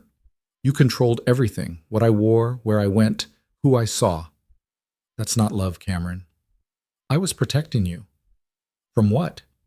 From making stupid decisions, like the one you're making right now. Nora's hand was shaking, but her voice stayed steady. I'm done with this conversation. No, you're not, because you know I'm right. You know you're going to regret this. And when you do, when you realize that guy can't give you the life I can, you're going to come crawling back, and I might not be there. Good. Don't be. You think I'm bluffing? I can move on, Nora. I can find someone better than you in a heartbeat. Then do it. But I won't. You know why? Because I love you. Despite everything, despite you humiliating me, I still love you. And I'm willing to forgive you if you come home right now. I'm not coming home. Then you're making a mistake, and I'm done protecting you from the consequences. What does that mean? It means your little boyfriend is about to find out what happens when you cross me. I've already gotten him suspended from his job. That's just the beginning. You can't do that. I already did. And I'm not stopping. I'm going to make his life so miserable, he'll beg you to leave. Cameron, and if that doesn't work, I'll go after his kid. I'll prove he's unfit. I'll make sure he loses custody. You wouldn't. Try me. All you have to do to stop it is come back. Simple choice, Nora. Him or me. I choose him. The line went dead. Nora lowered the phone, her whole body shaking. You did it, I said. You got him. He threatened Jamie. He actually threatened to take your son. I know, and now we have proof. She looked at me, tears streaming down her face. I'm so sorry. I never should have brought this to your door. Stop. You didn't bring anything. Cameron did this, not you. I sent the recording to Marcus. 20 minutes later, he called back. This is good, he said. Really good. He admits to getting Caleb suspended. He threatens to go after custody. He tries to coerce Nora into coming back. It's textbook harassment. So what now? I asked. Now I write the story. I'll have it ready by tomorrow. Once it goes live, the public pressure should make it too expensive for Cameron to keep this up. You think it'll work? I think it's your best shot. That night, I couldn't sleep. I lay in bed staring at the ceiling, playing out every possible scenario in my head. What if the article backfired? What if Cameron doubled down? What if this made everything worse? Around midnight, Nora knocked on my door. Can't sleep either? She asked. No. Can I come in? I nodded. She climbed into bed next to me, fully clothed, just needing to be close to someone. Thank you, she said quietly. For what? For not giving up on me, for fighting when it would have been easier to walk away. I couldn't walk away, not from you. She turned to face me. Why not? Because when you showed up at my door that night, something changed. I don't know how to explain it, but you made me feel something I haven't felt in years. What? Awake, like I'd been sleepwalking through my life and suddenly I was conscious again. She kissed me, slow and deep and full of everything we couldn't say out loud. When she pulled back, she whispered, I love you. I love you too. We fell asleep like that, tangled up in each other, holding on tight. The article went live the next afternoon. Marcus had titled it, When Love Becomes Control, One Woman's Escape from Coercive Relationship. He'd written it carefully, legally sound, focusing on the pattern of behavior rather than specific accusations. He'd included quotes from the recording, from Nora's timeline, from me. Within hours, it was everywhere. My phone started blowing up. Friends I hadn't heard from in years reaching out to ask if I was okay. Acquaintances from Jamie's school sending supportive messages. Even a few strangers who'd read the article and wanted to share their own stories. But it was the calls from reporters that made me nervous. Mr. Hayes, this is Jennifer Park from Channel 7 News. We'd love to interview you about the Cameron Price situation. Caleb, this is David Wu from the Metro Daily. Do you have time to answer a few questions? I ignored them all. Nora handled it differently. She answered when Marcus called. It's blowing up, he said. Bigger than I expected. People are angry. Cameron's company is getting flooded with complaints. His social media is getting destroyed. This is working. What about Cameron? She asked. Has he responded? His PR team put out a statement saying the article is full of lies and they're considering legal action. But that's just posturing. They won't sue. Too much risk of discovery. So it's over? Not yet, but we're winning. That evening, my phone rang. Unknown number. I almost didn't answer, but something made me pick up. Caleb Hayes? Yeah. This is Stephen Harper. I'm Cameron Price's attorney. My stomach dropped. What do you want? I'm calling to inform you that my client is prepared to drop all current legal actions against you, including the restraining order, on one condition. What condition?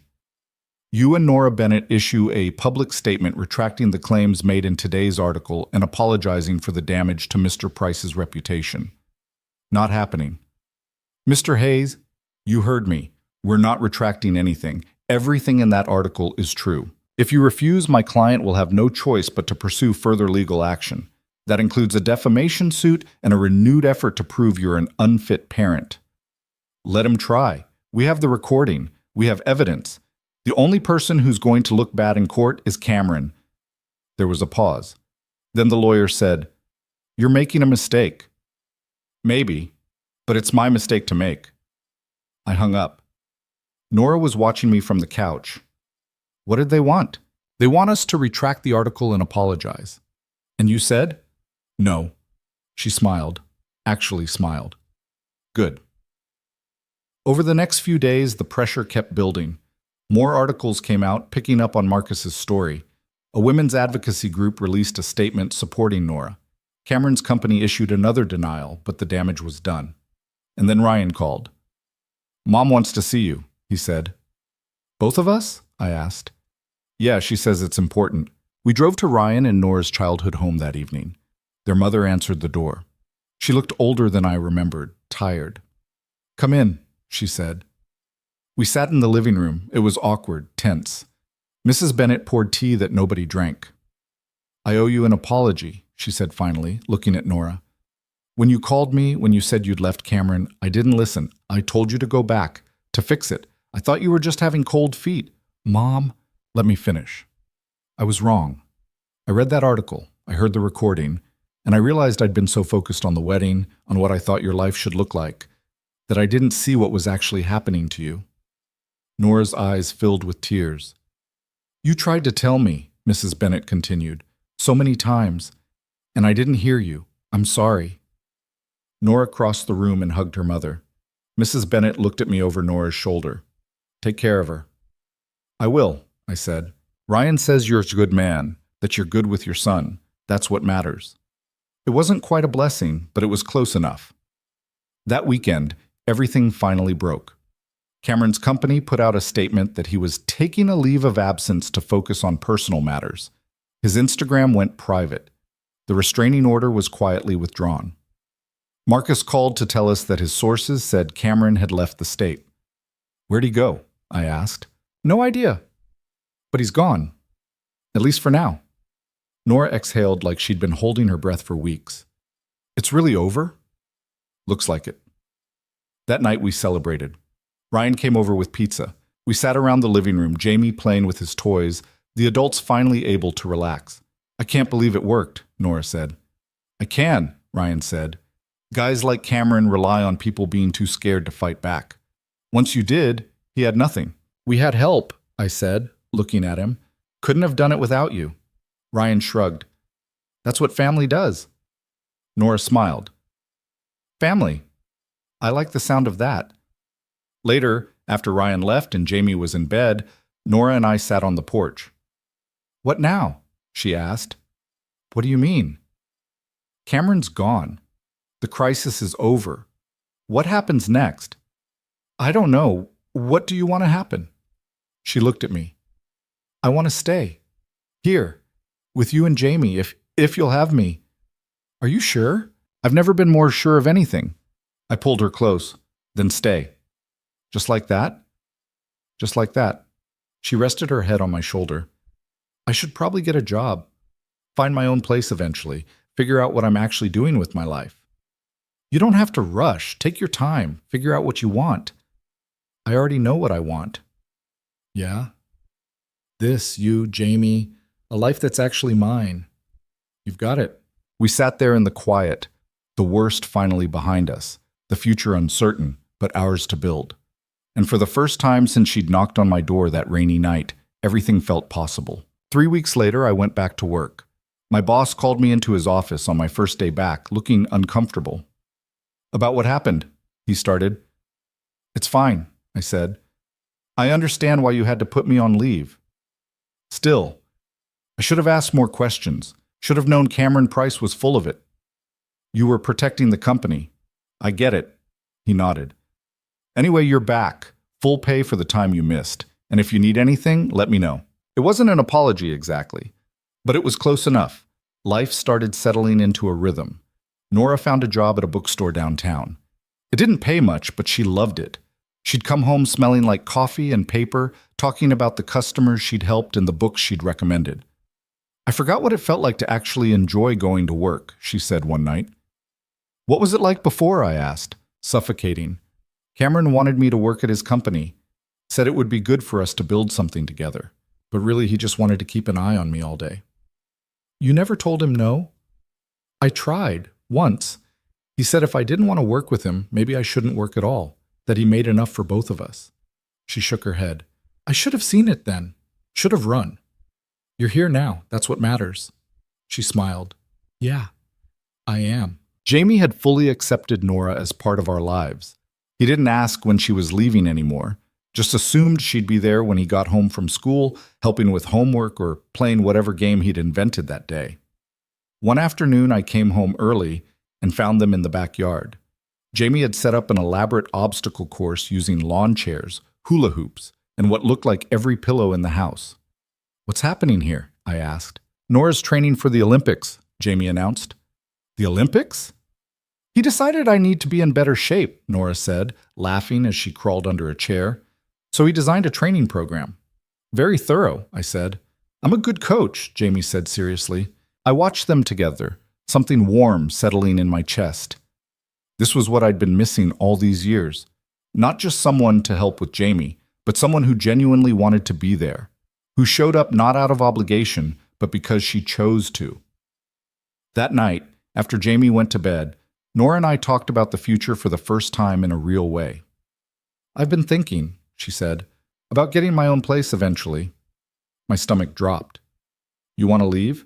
No, that's not what I mean. I just don't want you to feel like I'm taking advantage. Living here rent-free, eating your food, you're not taking advantage. You help with bills. You cook half the meals. You're basically raising Jamie with me at this point. I know, but what? She looked down at her hands. I don't want you to wake up one day and resent me for being here. That's not going to happen. You don't know that. Yes, I do. I moved closer. Nora, you being here isn't a burden. It's not temporary. At least, I don't want it to be. What are you saying? I'm saying I want you to stay. Not just for now, for as long as you want. And if you want to contribute more, we can figure that out. But don't leave because you think that's what I want. She looked at me, searching my face. You really mean that? Every word. She kissed me then, soft and certain. When she pulled back, she was smiling. Okay, I'll stay. Good. But I'm getting a better job. That bookstore pays nothing. Whatever you want. Things with Ryan improved slowly.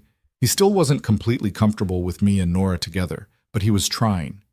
He'd come over for dinner once a week, hang out with Jamie, make an effort to see Nora as an adult instead of his kid sister. One Saturday, while Nora took Jamie to the park, Ryan and I sat on the porch with beers. Can I ask you something? He said. Yeah. Do you ever think about Jamie's mom? About what would have happened if she'd stayed? The question caught me off guard. Sometimes. Why? I don't know. I just wonder if you would have been happy, or if you would have spent your whole life trying to make something work that was never going to. Probably the second thing. That's what I thought. He took a drink. I think that's what would have happened with Nora and Cameron. Even if she'd married him, even if she'd tried to make it work, eventually it would have broken her, and then we would have lost her completely. You almost lost her anyway. I know. That's what scares me, how close we came. He looked at me. You saved her. You know that, right? I didn't save anyone. She saved herself. Maybe, but you gave her somewhere safe to land. That matters. We sat in silence for a while, watching cars pass on the street. For what it's worth, Ryan said, I'm glad she picked you. Yeah? Yeah, you're a pain in my ass, but you're a good guy, and you make her happy. I can see it. She makes me happy, too. I know. That's the only reason I'm okay with this. He grinned. Well, that and the fact that if I wasn't okay with it, she'd probably never speak to me again. Probably. She's stubborn. Runs in the family. He laughed. Fair point. 2 months after Cameron left, Nora's parents invited us over for Sunday dinner. All of us. Me, Jamie, Ryan. Like we were an actual family. Mrs. Bennett had cooked enough food for an army. Jamie sat between Nora and Ryan, talking nonstop about school. Mr. Bennett asked me about work, about Jamie's soccer season, about normal things. It felt strange. Good strange. Like something had shifted and everyone had decided to stop fighting it. After dinner, while Nora helped her mom with dishes, Mr. Bennett pulled me aside. I want to apologize, he said. For what? For not seeing what was happening with Cameron, for pushing Nora towards something that was hurting her. You didn't know. I should have. A father should pay better attention. He paused. Ryan says you're good to her, that you're steady. I try to be. That's all anyone can ask. He put a hand on my shoulder. Take care of my girl. I will. It wasn't easy building a life together. There were arguments about money, about Jamie's schedule, about whose turn it was to do laundry. Normal relationship stuff that felt enormous when we were in the middle of it. One night we had a huge fight about Jamie's bedtime. Nora thought 8 was too early. I thought it was fine. We went back and forth, voices getting louder, until finally I said something I regretted. He's my son. I know what's best for him. Nora went quiet. Then she said, You're right. He's your son, not mine. I should have stayed in my lane. She went to the guest room, closed the door. I stood in the hallway, feeling like an idiot. 20 minutes later, I knocked. Come in, she said quietly. She was sitting on the bed, eyes red. I'm sorry, I said. That was a shitty thing to say. It was true, though. No, it wasn't. You're not just some person living here. You're part of this family. You have a say in how things work. I was just being defensive. I don't want to overstep. You're not overstepping. You care about Jamie. That's a good thing. I shouldn't have made you feel bad about it. She wiped her eyes. I'm scared of messing this up. Me too. Really? All the time. I'm terrified I'm going to do something that makes you realize this was a mistake. This isn't a mistake. Then we're on the same page. She laughed through her tears. We're both disasters. Perfectly matched disasters. She pulled me down onto the bed next to her. For the record, I think 8 is a fine bedtime. For the record, I think you should have a say in Jamie's schedule. Okay. Okay. We lay there in the dark, holding hands, working through it the way people do when they're actually trying. 4 months in, Nora got a better job. Marketing coordinator at a small firm downtown. Better pay, actual benefits, work that challenged her. I forgot I was good at things, she said after her first week. Cameron made me feel like I couldn't do anything right, but I'm actually competent. Who knew? I knew. You're biased. Doesn't make it less true. She started bringing home ideas for campaigns, talking through strategies at dinner. Jamie would listen, fascinated, even though he probably understood about 10% of what she was saying. When I grow up, I want to do marketing, he announced one night. Yeah? Nora said. Why's that? Because you make it sound cool, she beamed. Watching her come back to life was like watching a plant that had been kept in the dark finally get sunlight.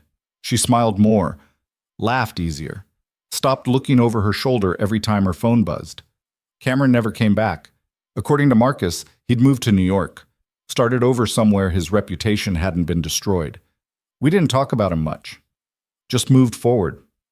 6 months after Nora first knocked on my door, I realized something. I wanted to marry her. Not because it made sense, not because we'd been together long enough to justify it, but because I couldn't imagine my life without her in it. Because she'd become the center of everything. Because when I thought about the future, she was in every single version of it. I didn't have a ring, didn't have a plan, just had the certainty. I talked to Ryan first. You're going to propose? He said. Yeah, if you're okay with it. Why wouldn't I be? She's your sister, and you're my best friend, and you love each other. Why would I have a problem with it? I don't know. Felt like I should ask. He laughed. This isn't the 1800s. You don't need my permission. But for what it's worth, you have it. My blessing. Whatever you want to call it. Thanks. Just don't screw it up.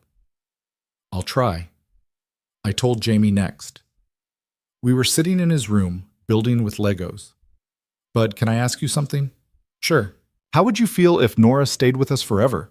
Like, officially became part of our family? He looked up from the Legos. Would she be my mom? If she wanted to be. And if you wanted her to be. He thought about it. Would she leave like my other mom did? The question hit me hard. No, she wouldn't. She's not going anywhere. How do you know? Because she chooses to be here every single day.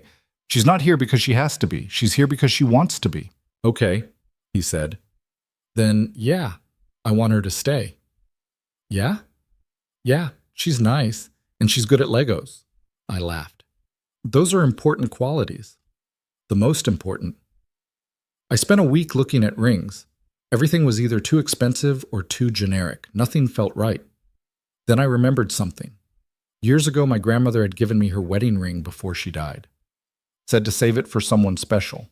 I'd put it in a box and forgotten about it. I dug through my closet until I found it. A simple gold band with a small diamond. Nothing fancy, but it had been worn by someone who'd been married for 53 years.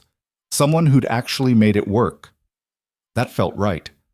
I didn't plan some elaborate proposal, didn't rent out a restaurant or hire photographers. Just waited for the right moment. It came on a random Sunday afternoon. We'd taken Jamie to the park. He was playing on the swings. Nora and I were sitting on a bench watching him. "This is nice," she said. "Yeah. I mean it. This whole thing. Us. I never thought I'd have something this simple and be this happy. Simple's underrated." "Agreed." She leaned her head on my shoulder. "Thank you." "For what?" "For letting me in. For not giving up when things got hard. For loving me even when I was a mess." "You were never a mess. You were just figuring things out." "I'm still figuring things out." "Me too. We can figure it out together." She smiled. I like the sound of that. And that's when I knew. I stood up. She looked at me confused.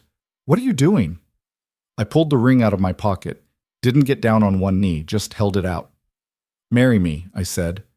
Her eyes went wide. "What?" "I don't have a speech prepared. I'm not good at speeches. But I know I love you. I know I want to spend the rest of my life with you. I know I want to build something real with you. So marry me." She stared at the ring, then at me, then back at the ring. "Are you sure?" she whispered. "I've never been more sure of anything.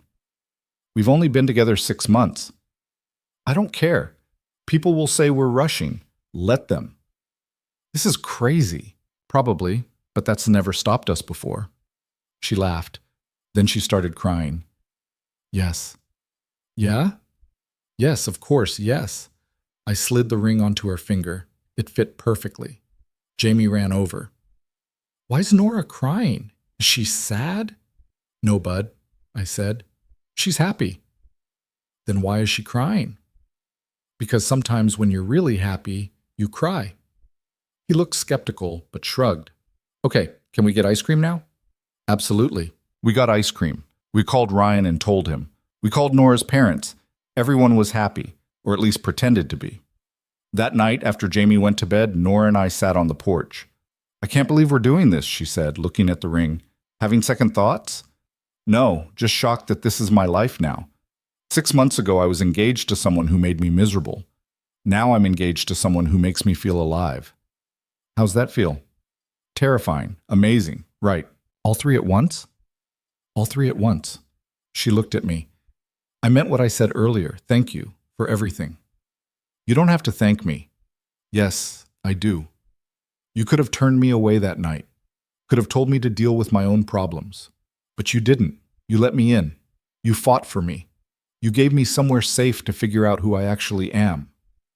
You would have figured it out anyway. Maybe, but it would have been a lot harder. And a lot lonelier." She paused. "I think that's what love is supposed to be. Not someone completing you or fixing you, but someone giving you space to be yourself." "Where'd you learn that?" "From you, watching how you are with Jamie, how you let him be exactly who he is without trying to shape him into something else. That's what you do for me too." I didn't know what to say to that, so I just pulled her close. We got married 2 months later. Small ceremony. Just family and a few close friends. Nothing fancy. Nora wore a simple dress. I wore a suit I'd owned for years. Jamie was the ring bearer and took the job very seriously. Ryan gave a toast that made everyone laugh and Nora cry. My boss showed up with his wife. Marcus came with his girlfriend. Even Linda, our lawyer, stopped by with congratulations. It wasn't perfect. The cake was lopsided. The flowers were slightly wilted. Jamie spilled juice on his dress shirt right before the ceremony. But it was real. And it was ours. During our vows, Nora said something I'll never forget. "I spent so long living a life that looked right from the outside but felt wrong on the inside. And then I met you. And you showed me what it feels like when the outside and inside actually match. When you don't have to pretend or perform or be anyone other than who you are. That's the greatest gift anyone's ever given me. So I promise to give you the same thing, to love you exactly as you are, to build a life with you that's real, even when real is messy, especially when real is messy. I cried. I'm not ashamed to admit it. My vows were simpler. You showed up at my door in the middle of a storm and changed everything. I love you for that. I love you for your courage, for choosing yourself even when it was terrifying, for choosing me even when it was complicated. And I promise to never make you regret it. When we kissed, Jamie cheered so loud the whole room laughed. The reception was in Ryan's backyard, nothing fancy, just tables and lights and music playing from someone's phone. We danced, we ate, we celebrated with people who actually mattered. At one point, Jamie pulled Nora aside. "Does this mean I can call you Mom?" he asked. She looked at him, tears in her eyes. "Only if you want to." "I want to." "Then yes, you can call me Mom." He hugged her, and watching them together, I realized this was what I'd been looking for all along without knowing it. Not perfection, just belonging. Life after the wedding wasn't dramatically different. We still argued about whose turn it was to do dishes. We still struggled with money sometimes. We still had hard days. But we had each other. And that made everything else manageable. Nora officially adopted Jamie a year later.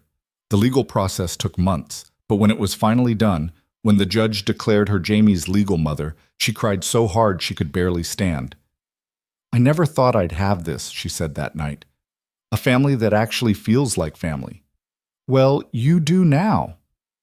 "I know, and I'm never letting it go." Cameron sent a message through his lawyer about a year after we got married. Just a simple note saying he was getting married himself and wanted to clear the air. No apology, no acknowledgement of what he'd done. Just a sterile attempt to move forward. Nora didn't respond, just deleted the message and moved on. "I'm not interested in his version of closure," she said.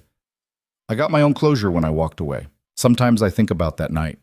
The storm, the knock on the door, the way Nora looked standing there, terrified and determined and desperate. I think about how easily it could have gone differently, how I could have said no, how she could have given up, how Cameron could have won, but none of that happened. Instead, we fought, we survived, we built something real out of the wreckage. And that's the thing about life, it doesn't give you perfect. It gives you choices, and what you do with those choices determines everything. Nora chose to leave. I chose to let her in. We both chose to fight when it would have been easier to quit. Those choices saved us. Not because we were special, not because we had some advantage other people don't, but because we refused to settle for lives that felt wrong just because they looked right. I learned something from all of this. From watching Nora find her courage, from fighting Cameron, from building a family that nobody would have predicted. I learned that love isn't about finding someone perfect. It's about finding someone real. Someone who sees you at your worst and chooses you anyway. Someone who fights alongside you instead of expecting you to fight alone. I learned that family isn't just blood. It's the people who show up, the people who stay, the people who choose you every single day even when it's hard. And I learned that sometimes the best things in life come from the moments that scare you most, from the choices that feel impossible, from the risks you take when every logical part of your brain is screaming to play it safe. Nora taught me that, without meaning to, just by being brave enough to knock on my door and change everything. 5 years later, we're still here, still figuring things out, still arguing about bedtimes and whose turn it is to make dinner, still learning how to love each other better. Jamie's 10 now. He plays baseball. He reads constantly. He's funny and kind and exactly who he's supposed to be. Nora runs the marketing department at her firm. She's good at it, really good. The kind of good that makes me proud every time I hear her talk about work. We bought a house. Nothing fancy, but it's ours. Every room filled with proof that we made it, that we took something broken and scared and built something whole. Sometimes late at night, when Jamie's asleep and the house is quiet, Nora and I sit on the porch like we did in those early days. "You ever regret it?" she asks sometimes. "Taking me in?" "Never." "Not even when I'm being difficult?" "Especially then," she laughs. "Why?" "Because difficult means you're being yourself, and that's all I ever wanted." She leans against me. "I love you. I love you too." And sitting there in the dark with the woman I love and the life we built together, I realize something. We didn't just survive, we won. Not against Cameron, not against the doubt and fear and all the voices telling us this wouldn't work. We won against the parts of ourselves that wanted to quit, that wanted to play it safe, that wanted to settle for less than what we deserved. We chose each other every single day. And that choice made all the difference. That's what I want people to understand. When you're drowning in a life that looks right but feels wrong, you have a choice. It won't be easy. It might cost you everything. People might not understand, but you can choose yourself. You can walk away from what's killing you and toward what makes you feel alive. And if you're lucky, really lucky, you'll find someone who chooses you back, someone who sees you clearly and loves you anyway, someone who fights alongside you when the world tries to tear you down. That's what Nora and I found in each other, not a fairy tale, not perfection, just real love, the kind that survives storms and builds something lasting, the kind worth fighting for.